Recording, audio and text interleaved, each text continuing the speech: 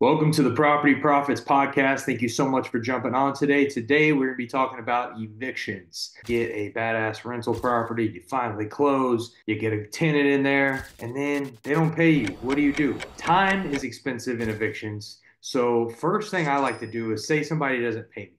They have a 5 day grace period just per my leases. Everybody's different.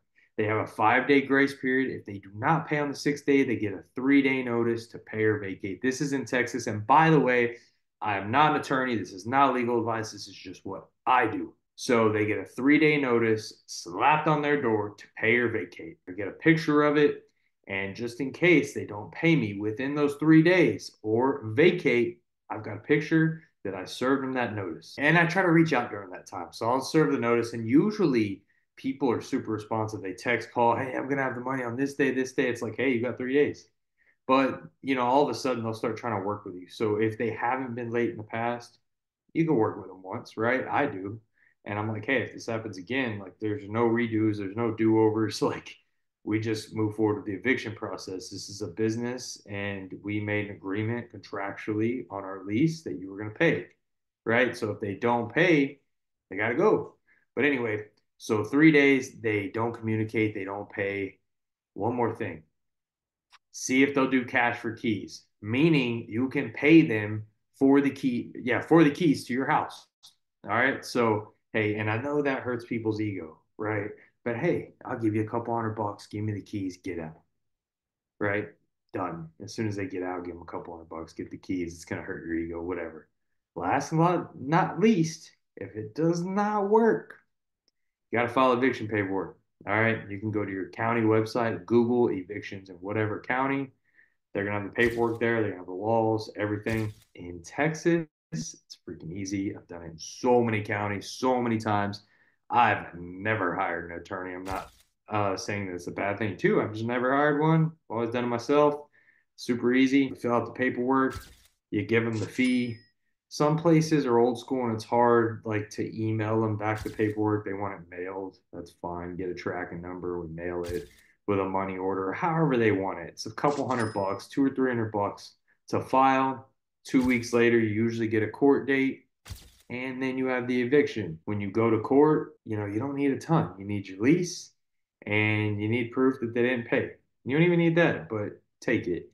And they're gonna have these stories like he didn't do this, or we didn't have this, or sob story, and the judge is gonna be like, "Did you pay? No? Okay. Here's a judgment." So you get a little piece of paper saying that they owe you this amount of money. That's it. You're probably never going to see that money again, but they have to get out of the house. They usually have 5 days to get out, something like that, after you win the eviction. And if they don't, you have to file a writ of possession. And it's like, don't get me on these timelines. It's pretty close.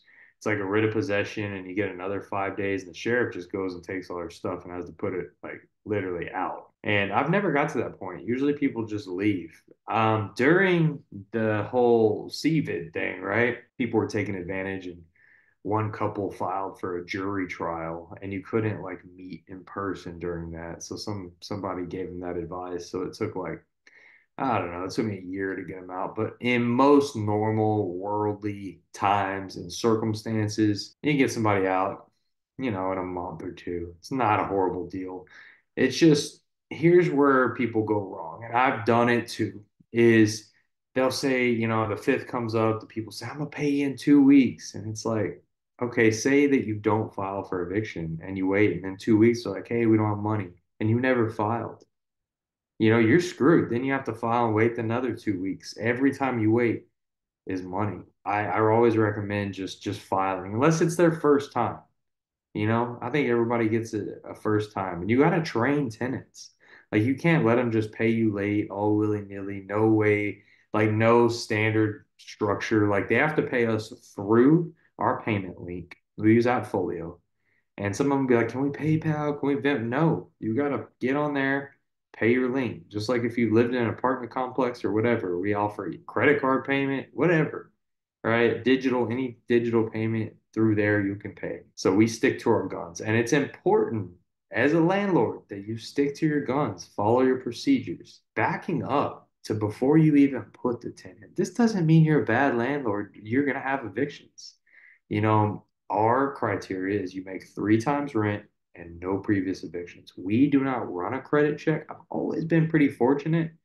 I've had to evict people, so maybe there's some better stringent things that people like on credit. But in my opinion, if people are renting, like they would just buy, right? If they had like really good credit. So anyway, we don't run credit personally. We have a pretty good track record on picking good tenants, but they can't have any like violent crimes. And another thing is when you're screening for people, you got to give them a tenant selection criteria form. I think you can Google these. I think I got mine from a Bigger Pockets book a long time ago, actually. It was like the landlording Bigger Pockets thing, and like they had their tenants, and I like edited theirs.